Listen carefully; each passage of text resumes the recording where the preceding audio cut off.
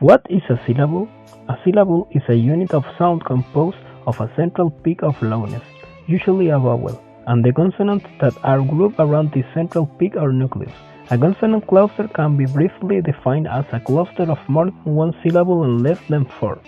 The good thing is that although there are people who don't know what a syllable means, they usually know how to count them. Syllables can be defined phonetically and phonologically. Phonetically, it means the way we produce them and their sound, and phonologically, we find the possible combinations of English phonemes. Syllable is described as center which has a little or not obstruction to airflow and sound comparatively loud. It should be noted that phonotactics is the study of possible language combinations. We always have to consider that there are certain rules for how many consonants can go to the beginning and in the end of a word.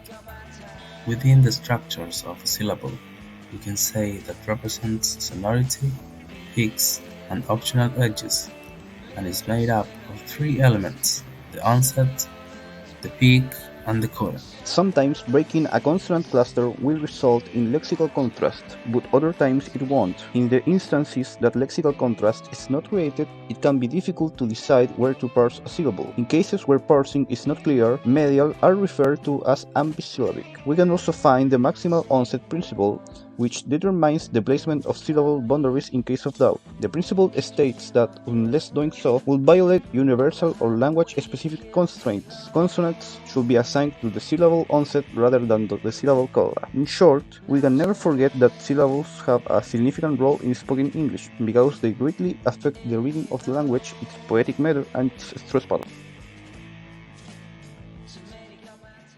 Created using Powtoon.